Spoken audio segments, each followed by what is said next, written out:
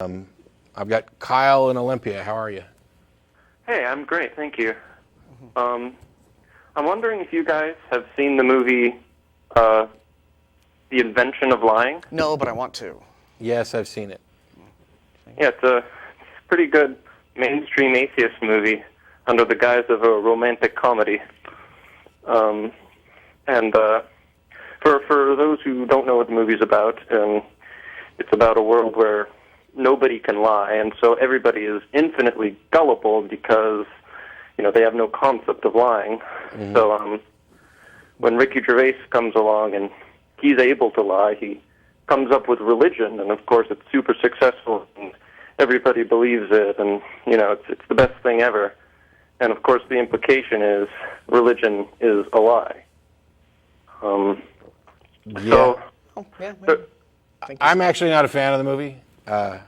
I didn't think it was that funny. I didn't think it was that good. I thought it was a little ham-fisted in the message it was trying to do. There were things about it that I liked and enjoyed, and there were a couple good bits, but it's not on my toppers list for movies, atheist or otherwise. So. Well, I think it's significant that such a movie would be in the mainstream media, especially in America when atheism is so downplayed so much of the time.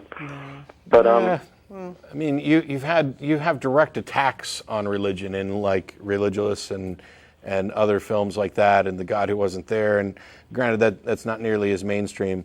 I do appreciate the fact that it's the themes were presented in a much more kind of mainstream way, but they're still kind of dumbed down, and there are problems there.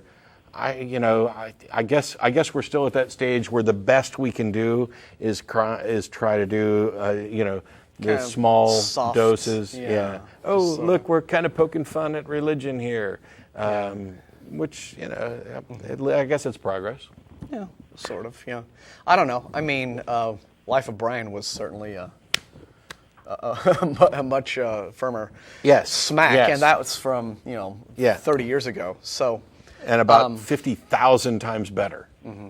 Yeah. What I do find funny is that fundamentalist Christians in this country, and of course Ricky Gervais is Englishman, where it's a little bit more acceptable to. And evidently he's a criminal.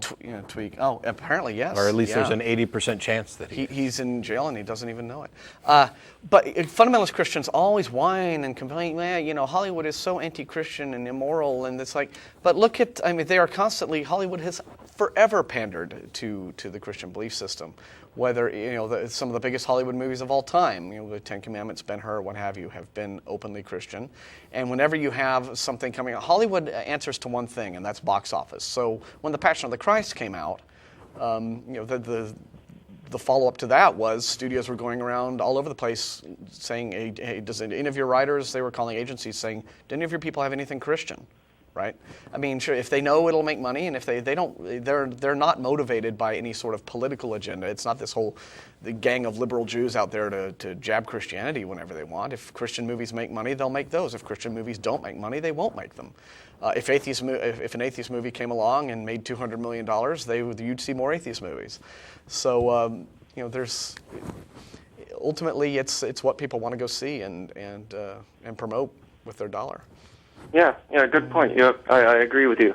I have a specific question about the movie, though. There's a scene in it where Ricky Gervais is at his mother's deathbed, and she's telling him how scared she is of this unknown afterlife, and she thinks it's just going to be an eternity of nothingness. And so that's, the point where he says, oh, I can lie so I can comfort her. Yeah. And tell her it's all going to be wonderful. Yeah, and on that, I got to stop you because we're out of time.